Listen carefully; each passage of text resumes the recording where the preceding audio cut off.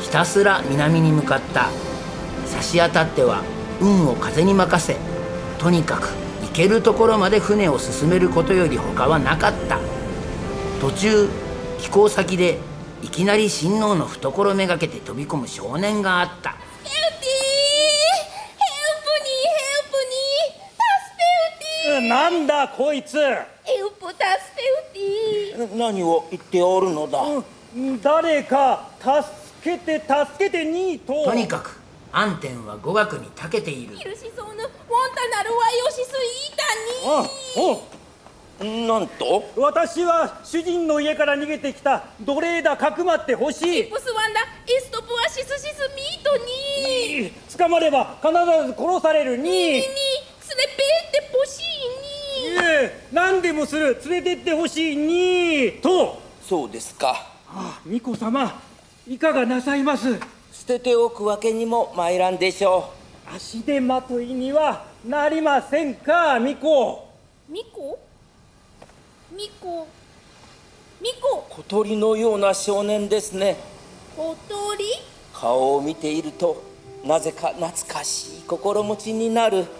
これも何かの仏縁。連れてってやりましょう、巫女。そうですね。ミコミコ。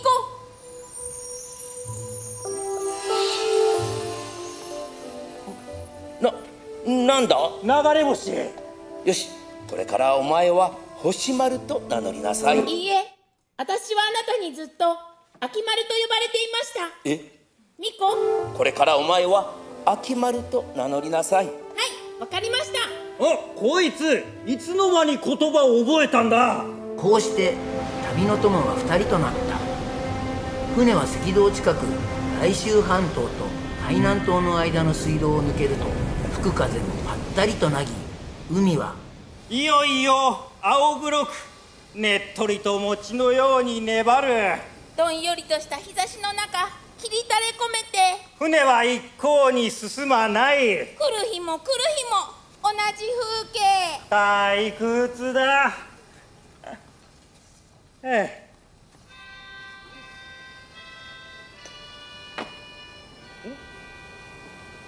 えなる調べ。不思議な笛ですね。初めて耳にする音色です。何？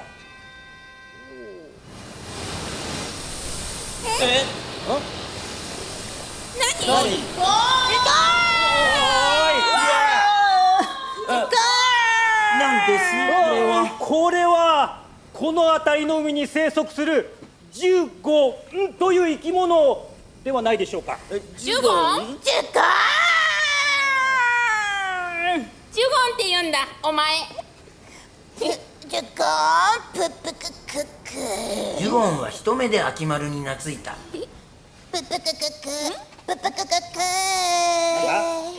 ュゴン、お腹減ったって。わかるのか秋丸。おう、そしたらとっておきの餅菓子食わせてやる。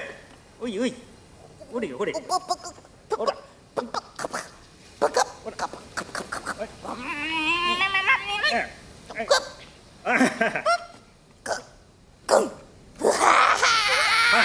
食べた。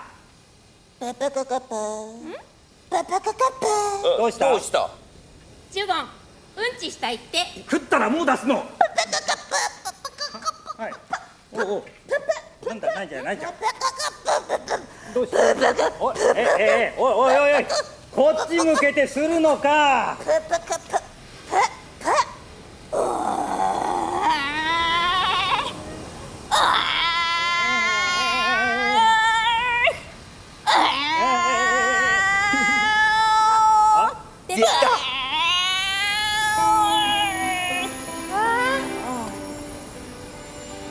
なんとも美しいうんちではないか。ジュゴンをすっかり気に入った秋丸は親王にお願いし、そのまま船中で飼うことを許された。ジュゴン、波、どび、海、船、空。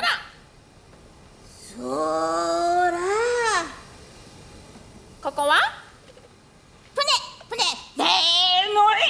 じゃあこの方はビゴ巫女様だろ。ビゴザバビゴザバじゃああの方は。文字菓子あ文字菓子まこと驚くべきことだ。あこんな獣がほんの口までにせよ人間の言葉を発するようになるとは。おぎまるなんだい。星え、風風。風。今まで耐えていた風が急に激しく吹き始めた。風は昼夜の分かちなく吹いて吹きまくった。船は荒れ狂う波の上を猛スピードで走り続けた。暴風は10日と晩吹き続けた後、ようやくやっと収まった。陸地が見えるぞ。島。いやー、島ではない。それはどこまでも海岸線の続く途方もなく大きな陸地の一部であった。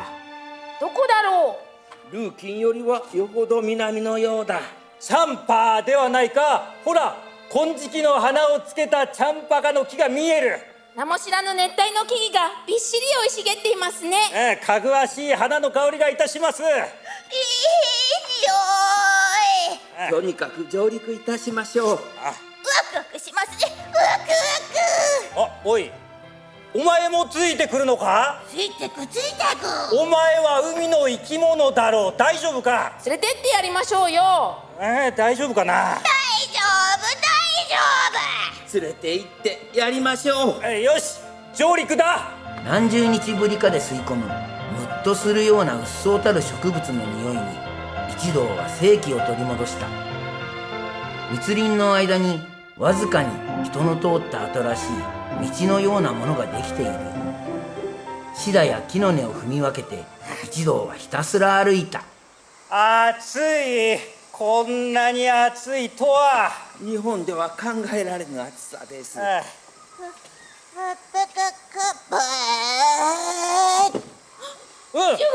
どうした。もうダメです俺はとても楽しかった。俺は言葉と一緒に死ぬよ。いずれ近き将来南の海で再びお目にかかろう。謎のような言葉を残してジュゴンは静かに目をつぶった。かわいそうに。3人は森の片隅に穴を掘りジュゴンを手厚く葬った。この子のをこんなところでも泣くのですね。寂しいか、秋丸。また会えるような気がするんだ。親王はジュゴンと初めて会った時笛を吹いていたことを思い出した。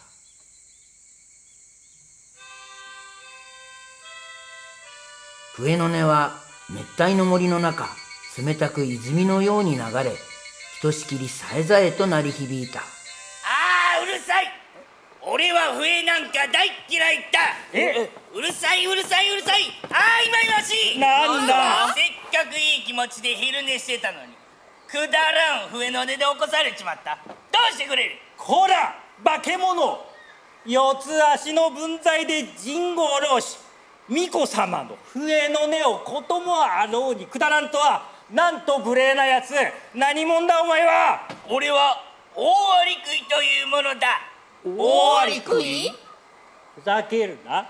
大アリクイがこんなところにいてたまるか。なぜ。そもそも大アリクイという生き物は、今から約600年もの後コロンブスの船が行き着いた新大陸とやらで初めて発見されることになるべき生き物。そいつがなぜ今ここにいるのだ。いるはずがないだろう。いてはならないんだ。黙れ黙れ。俺たち一族の存在がコロンブスごときチンピラの発見に左右されてたまるか。それ。卵。お前らこれ立てられる。無理だ。コロンブスが立てるまで卵は決して立つことはない。それ。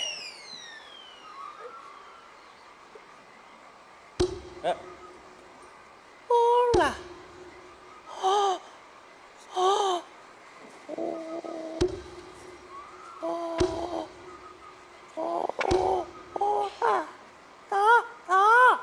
口で吸ってないかあんた。何にせよ俺はコロンブスより先に卵を立てた。これが俺の存在証明だ。そんなものが証明になるか。とにかくお前の存在はアナクロニズムを犯している。アナクロニズムだと？そう、お前の存在は重大な時間錯誤を犯しているんだ。だったら言わせてもらおう。それは何だ？これですか？それだ。これは笛ですが。お前はそれを吹いたり吸ったりしていた。吹いたり吸ったりして音を出すのです、この笛は。カタルに落ちたな。なぜ？是非もない。今この時代、吹いても吸っても音の出るリーターチューニングを備えた笛、つまりハモニカなど世界中どこを探したって存在せぬわ。アナクロニズムを犯しているのはお前らだ。ここにいてはいけないのはお前らだ。俺はいる。俺はいるぞ。俺はいるんだ。俺は確かにここにいるんだ。地球の裏側の坂島のアンチポデスの俺がいる限り。地球の裏側。アンチポデスの俺がもう一人逆さまに立っている。この足の裏の下の下、地球のちょうど裏側にぴったり俺と逆さまにもう一人の俺が立っている。こちらから見れば向こうが逆さ、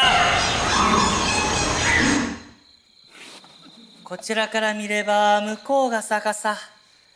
こっちはいい月が出ているよ。月の光に照らされて今アリ塚のてっぺんの石が緑色に光り出したところだ。なあ、そっちの俺は何をしている？こっちはわけのわからんけったいな坊主に昼寝を邪魔された挙句ネチネチぐちぐち絡まれている最中だ。俺はそのわけのわからんけったいな坊主をつい今しがたアリ塚のところまで連れてきてやったところだよ。てっぺんで光っている石のようなものは何ですか？ああ、あの石は海の彼方のどこかの国から飛んできてあそこにぶち当たったんだと申します。月の明らかな夜、あの石は透き通るように光って膨らんで、その中に一羽の鳥の姿を宿すと言われています。月に照らされて月の光を吸い込んで月の明らかな夜、月の明らかかなり言ってしまってますな、こいつ。アナクロニズムの次はアンチポデスとは切れてものも。もうよいあんて、そうムキになるな。なあ、俺腹が減った。ちょっとアリさんを食わしてもらうよ。アンチポデスか。私がはるばる天竺への旅を企てたのもそういったものを見たかったからだと言ってよい。大アリクイに出会えたのはもっけの幸いだ。なあ、食事中すまんが、何？もし差し支えなければ私をそこへ連れて行ってやるよ。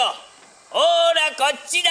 大アリクイは機嫌を直すと先頭を切り、長い体を揺すぶりながらシダや木の根を踏み分けてビンロウジュやガジュマルやシュロの生い茂る密林の奥をずんずんずんずん進んでいった。次第に日は暮れ、歩くこと約10里、たちまち視界が開けた。高い、こんなに高いのかアリ塚は。今日さアリさんがいるで。なんだろう、てっぺんで光っている石のようなものは何ですか？ああ、あの石は海の彼方のどこかの国から飛んできてあそこにぶち当たったんだと申します。月の明らかな夜、あの石は透き通るように光って膨らんで、その中に一羽の鳥の姿を宿すと言われています。月に照らされて月の光を吸い込んで、石の中の鳥はだんだん大きくなりました。いずれは殻を破って誕生の羽ばたきとともに彼方の空に飛んでいくということです。そしてその時俺たちオオアリクイはことごとく実体を失って消滅してしまうと言われているのです。いるよな、俺はいるよな、なあ、俺はいるよな、いるよな、いるよな、いるよな、いるよな、天竺まで飛んでいけ。クスコの玉だ。巫女はクスコのことを思い出し、光る玉のような石を手にしてみたくてたまらなくなったのです。あの玉の上に天竺がある。巫女はそう思いました。彼方の空に、彼方の空に、彼方の空に、巫女、そんなところに天竺はありますか？え？彼方の空に飛んでいけ。彼方の空に飛んでいけ。彼方の飛んでいけ。彼方の空に、彼方の空に、彼方の空に、彼方の空に。カナカナはこんなところでも泣くのですね。寂しいか、秋丸。また会えるような気がするんだ。親王はジュゴンと初めて会った時、笛を吹いていたことを思い出した。思い出した。オオアリクイ。大アリクイ？オオアリクイはなんでそうオオアリクイとは。ほら今この笛を吹いたらうるさいうるさいと出てきた。出てきた。笛を吹いたら？あ、出てきたんだ。笛を吹いたら。笛など吹いていませんでしょ、先ほどから。そうだったか。笛を吹くと出てくるのですか、そのオオアリクイとやらは。会ってみたいな、大アリクイ。笛お吹きになってみてはいかがです？そうだな。親王はふとこの時代にこの笛を吹いてはならないような気がしたのである。いや、やめておこなぜです？う。また夢になりそうだ。そしてオオアリクイという生き物にはついぞ誰も会うことはなかった。甲州から船でチャンパに上陸した一行はメコン川を遡り、トンレサップ湖から新郎国を経て北北西に進路を取れば天竺への近道なのに、南で南へと歩を進め、マライ半島北部のバンバン国近辺でただもう闇雲に足を動かしていた。いたずらに暑いばかり。理屈ではなく暑い、盛大に暑い。暑いのは分かっています。涼しくない、涼しくない、涼しくない。涼しくないから暑いのです。涼しければ暑くないわけだ。手出しごもっとも暑いから涼しくないのです。涼しくないから暑いのではないか。いかにもその通り。理屈ではなく暑い。盛大に暑い。暑いのは分かっておるわ。私のせいではありません。暑いのは。暑いのは誰のせいだ。盛大に暑い。暑い、盛大に暑い。暑いのは分かっています。涼しくない、涼しくない、涼しくない。涼しくないから暑いのです。少し休んで涼みませんせっか。からそのお言葉、首を長くしてお待ち申しておりました。倒れるように座り込む一行であった。しかしあのまま歩き続けていたら危うく伸びてしまうところでしたよ。伸びてしまう。情けない話ですが、あと少しで伸びてしまうところでした。伸びろ。伸びろ。伸びてしまえ。伸びてしまえ。伸びろ。伸びてしまえ。ミーコ、どうされました？大丈夫ですか？ミコともあろうお方が暑さにやられてしまったのですか？ここは何をおっしゃってるんです？どこですか。しっかりしてください。あと少しでバンバン国でしょう。バンバン国。ほら、あの谷の向こう、あと一息ですよ。バンバン国。バンバン国なら今私はさっきそこへ行ってきたところですよ。二人呆れ返ったが、ヤシの葉をそよがせて吹く風が幸いしたのか、やがて親王の正気は戻った。良い風が吹いてまいりました。生き返ったような心地がいたします。こちらは生きた心地がしませんでしたよ、先ほどは。そこへ風に乗ってあちらから何やらこちらに転がってまいりましたよ。なんだ？なんでしょう。これはキノコの一種？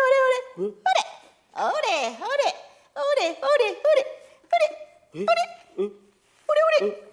れほれほれほれほれほれほれほれほれほれはなんだ？何時は伊豆から参ったあなたはバンバン国の大主じゃ。バンバン国。汝は不法を犯し、この国に足を踏み入れた。この国を通るため手続きが必要とは知らなかった。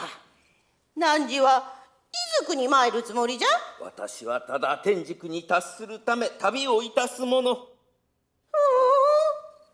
天竺、何をしに。仏法を求めそれを極めるためである。と言ってしまえば済むのだが、親王はこのあまりにも自明な大前提を口にするのがなんとなく恥ずかしいような気がしてならなかった。ただ子供の頃から養い育てた未知の国への好奇心を満たさんがためである。というか、今会っているような見たこともない建築林でふざけた者たちと出会いたいがためであろう。見たこともない建築林でふざけたものというのは我が輩のことか。あなた、私の心を読むことができるのか？読むというより見ると言った方が妥当かな。見る。夢は見るものだ。夢。我が輩はそなたの夢のカスじゃ。夢のカス。さよう、夢のカス。先ほどここで眠りこけていたそなたの夢をこのバクがくらい切り出したのがこれ、この夢のカス。これが私の夢のカス。いわば夢の残骸とでも言うか。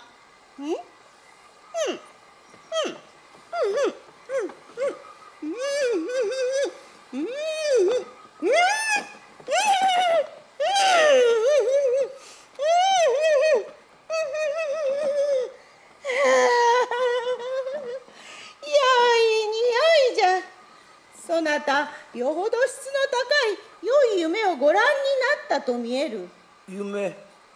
この国は日差しがあまりに強いので、夜になっても日の光が人々の頭をかく乱するためか、夢を見ることに長けた人間が極端に少ないのじゃ。時にそなた、良い夢と悪い夢、普段どちらを多く見る？悪い夢などとんと見たことがない。見るのはまず良い夢ばかり。おお、それはありがたい。あなたのような人が現れるのをずっと待っていたのだ。